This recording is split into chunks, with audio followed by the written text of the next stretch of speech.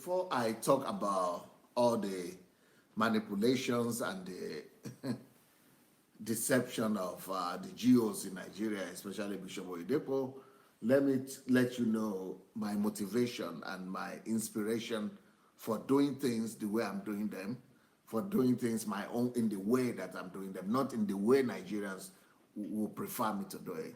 Why do I mention the names of people? Why do I call out elders? Why do I, in quote, insult, like people say, their fathers in the Lord or in faith? Why do I do what I do? Why? What is the motivation? Why am I so different? Why am I not behaving in a predictable manner? Well, there is a reason to my madness, guys. There is a reason to what you observe. I'm not just like this because, because I woke up one morning to become like this. I've been prepared by God. My preparation is not allowing me to do otherwise. I cannot do and behave like Nigerians will expect me to behave, because that way I will be on the same level as those Nigerians. And if I'm on the same level with those Nigerians, I'll be having the same results like they're having. What does that mean? It means that those Nigerians, if they had the results, if they had the right method, then they would have changed the country. So if they couldn't change the country so far, why should I come using the same method and the same instrument that they have been trying to use to better the country, and they couldn't better the country, which means they've got something wrong. They cannot fix the country. They don't have the clue. They don't have the instruments. They don't have the modalities that are necessary to fix their country and to revive and restore the church in the country. That's why I must come with a different measure of instruments, and with a different standard and different methods and different keys and wisdom that will be totally different from what they are used to, even though it will be inconvenient. There is nothing that changes a man better than shock and pain. The greatest agent of change in life is pain. So if we really want to experience change in Nigeria, change comes with pain. That is the most effective form of change, pain. But with Nigerians, they want to experience change, but on a roller coaster. They want to experience change, in pleasure. It's not possible. Change is number one, pain. Number two, change is shock. So when I come out and call your prophets by name, when I come out and call your pastors by name, that is creating shock effect in you. I'm doing that intentionally. When I come and call your pastors for what they are, and I'm not just saying, oh, Bishop Oyedepo or Pastor Adeboye, and trying to play it around, but when I provide and produce you the evidence of what they are doing, and when you see, and I can see that what they are doing is manipulating, then I call them manipulators, because I'm not calling them names or insulting them in that sense. I am describing what they are doing. I am telling you whatever they are doing is called. So, but then it's creating a change, a shock effect in you. That is special. That is for you to know that if this man will call Oyedepo Adeboye manipulators, and you are thinking they are gods, at least you will know they are not gods. Because if they had been God, if I would call them charlatan, manipulators, thieves, ole, liar, then God would have struck me dead, or something that would have been some consequences. So at least you will see that shock that, this guy has blasphemed. This guy has done something really wrong. Okay, that's what you think. But then, what are the consequences if I've really done something wrong against God? No consequences comes. At least, then you will remember with time that, nothing happened to him. Hey, wait a minute. Could it be true that these people are just human? These people are not deities? These people are not God? At least that will help you to get the right perception that, okay, and you begin to get free from your fear that has held you. So I know exactly what I'm doing. Everything I'm doing is calculated.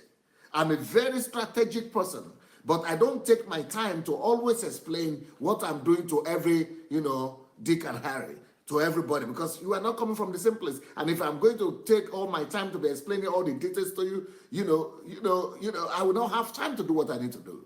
So everybody is coming to challenge me. You are doing it the wrong way. I mean, you don't like your method. You are not respectful. You are from Satan. You are from hell. You are this. Just think anything you like. We live in a free world. It's your right. You are free to think like that. But I'm not going to challenge you. I'm not going to say you are wrong. I'm not going to say you are right. Think anything you want. Give me any what do you call it? Any adjective. Use any adjective to describe me as you want. Just describe me anyhow. Call me any name. I'm okay with it. But what I am doing will produce result. So by the time you hear me calling your GO a thief and a charlatan today, you will hate me first. You will say, he doesn't have respect. Can you do that? But in your system, somebody has broken the chain that was holding you, that these people can never be called names. These people can never be even look in their face. You cannot even look in their eyes. These people can never be touched. These people are infallible. But somebody called them names. So even though you are not the one, even though you even hate the person who called them, but in your subconscious mind, something is happening that nothing happened. They are just human. Then another step will come after that, which will be, maybe I should also be noticing, maybe it's not true what they said, or that, cool, go, then you get another step. No, can't lose your salvation because you missed one title. No, I don't think it's true. Then you begin to have your own opinion. And by the time you begin to have your own opinion, you begin to regain your humanity. That is what I'm about. So you need to see, I am thinking on a different level than normal human being are thinking, than normal regular person are thinking. But I know what I'm doing. So they say, but why should you become so rude? Oh, people don't want to listen to you. Good for them, good for them, good for them. Don't let them not listen. But the ones who will listen, they are enough. Jesus only had 12 of them. Once I have those 12, because I'm using the tactics of Jesus, because those people, when Jesus was alive, nobody could challenge them and call them and say woe unto them and call them vipers and call them snakes and call them names. And because he said Jesus would never call people names. So, oh wow, maybe you didn't read the Bible. Just one chapter is enough for you. Matthew chapter 23, all kinds of names he was calling them there. From beginning to the end of that chapter, he was just calling them name, left, right, and center. I'm just like him. Why was he doing that? He was using that harsh language to destroy the mystification of those people. Right now, we have also the mystification and the idolization of humans. Those shackles need to be broken. All those eulogies. Is it eulogies? You call it eulogies? Eulogy. All those eulogies need to be broken. We need to shatter all those eulogies around them. What is eulogies? Eulogy is people that are built like idols, like God, from plastic or from brick or from clay. Their image is being built as if they are God. Those are eulogies that must be shattered. And then you discover, there's no God there, no idol there, just ordinary people. Yes, that's exactly what I'm doing with my style. All right? Okay. If you have been watching our videos and maybe you enjoy them, maybe you don't enjoy them, but still, we need you to help us spread the word. And for that to happen, we only need you to take 5 little steps. Please help us spread this word by liking the video. Then, if you have not yet subscribed to our channel, please go ahead and subscribe to the channel. We also need you to press the notification button, and the way to do that is to click on the bell. You see the bell there? Click on it.